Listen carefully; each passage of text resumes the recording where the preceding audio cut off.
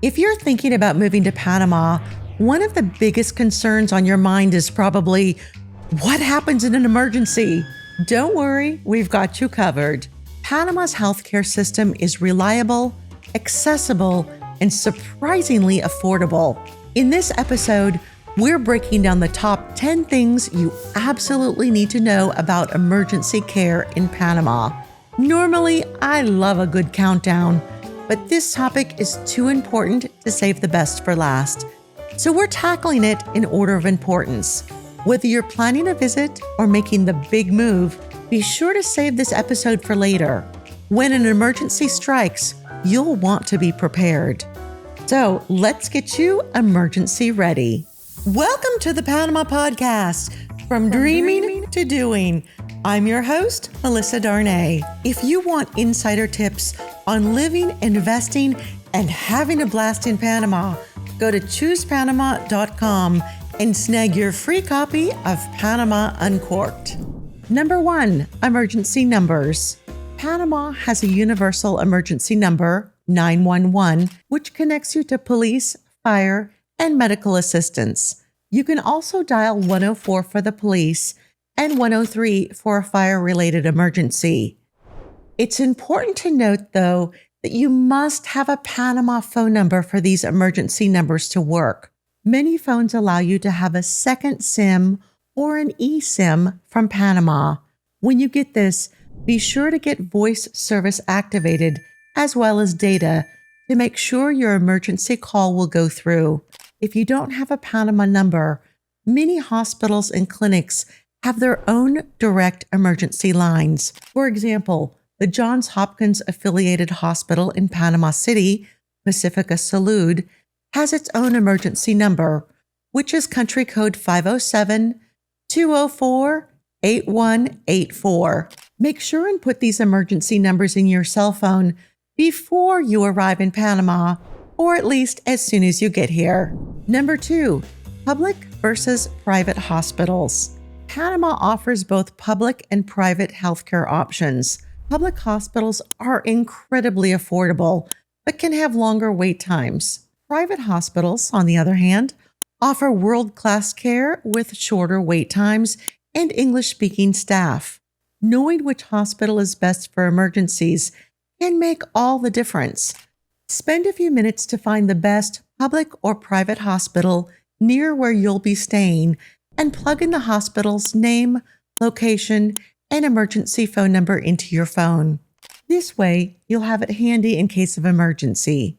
For a list of hospitals in Panama's main expat areas, go to choosepanama.com/emergency. Number 3, cost of emergency care. One of the biggest perks of living in Panama is the cost of medical care. Emergency visits to public hospitals can be as low as $10 to $20.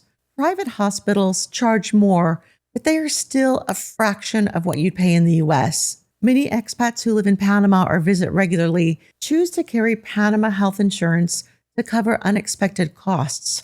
If you have health insurance from another country, contact your insurance provider to find out what they cover in other countries. For more information about insurance, watch this interview next. Number 4, ambulance services. In an emergency, you can call an ambulance through 911, but depending upon where you are, private ambulance services may provide a faster response time. Some hospitals even have their own ambulance fleets. There are also private ambulance services like SEMM that provide memberships for regular healthcare access. Number 5, evacuation services. In the event of a serious medical emergency, evacuation services can be a lifesaver, literally. Whether you need to be transported to a higher level facility within Panama or even flown to the U.S. for specialized care, having access to an evacuation service ensures you receive the treatment you need when you need it. Some companies, like MASA, offer memberships that cover emergency airlifts and ground transportation. Others are pay-as-you-go. Either way, knowing your options ahead of time will give you peace of mind in critical situations. After living in Panama a dozen years, I only know of one person who's used evacuation services. My client was in the US and his son was in Panama with kidney failure during COVID. My client spent $33,000 for a direct flight with Horizon Air Ambulance from Panama City to Chicago. It included 2 certified nurses and a slew of medical equipment. When he booked this, there were less expensive options available. For example, if he had agreed to one stop instead of a direct flight, then it would have been $8,000 cheaper. If he had flown to Houston or Miami, it would have been as low as $15,000. And if he hadn't needed a medical ambulance, just a regular emergency transport, it would have been significantly cheaper. So if there's ever a time when you need emergency evacuation, know that there are multiple services and price points available. Again, you can find out more on our website at choosepanama.com/emergency. Number 6, pharmacy accessibility.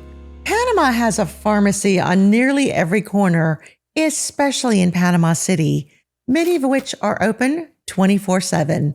Pharmacists are highly knowledgeable and can provide medications without a prescription for minor issues. In a crisis, knowing the closest pharmacy can be a lifesaver. Some of the bigger pharmacy chains include Arocha, El Javio, Metro Plus, and Pharma Value. In addition to this, the larger supermarket chains, such as Reba Smith and Super 99, have pharmacies inside the grocery store. If you need something basic, you can get it just about anywhere. If you need a more specialized medicine, try the larger pharmacies first. Number 7, specialist availability. Panama is home to highly skilled medical professionals, many trained internationally. If you need a specialist in an emergency, then private hospitals in Panama City are your best bet. They have specialists on call 24/7 for everything from cardiology to orthopedics. About a year ago, one of my clients called me and said his wife was having a medical emergency. They were Chinese and spoke very little English and absolutely no Spanish. We helped them get emergency transportation to the Pacifica Salud Hospital. We also called ahead to make sure she would be admitted immediately, and they would have a cardiologist ready to go. When she arrived at the hospital, the cardiologist saw her immediately and ended up saving her life. Before we get to number 8, if this information is helpful, make sure to hit the like button. It helps the algorithm to share our content with more people just like you. And if you haven't subscribed yet, please do so. We have so many more insider tips to help you navigate life in Panama with confidence. Number 8, language barrier. While many doctors in private hospitals speak English, that's not always the case in public hospitals. Learning a few key Spanish medical phrases or having a translation app ready to go can make your emergency experience smoother and less stressful. My favorite language app is Google Translate, which has gotten so much better in the last few years. Other options include Say Hi and DeepL. For medical translation, DeepL is supposed to be one of the most accurate. If you have a pre-existing condition, experiment with a few different apps to see which one works best for you. Number 9, Telemedicine Services. In the past few years, telemedicine has become increasingly popular in Panama.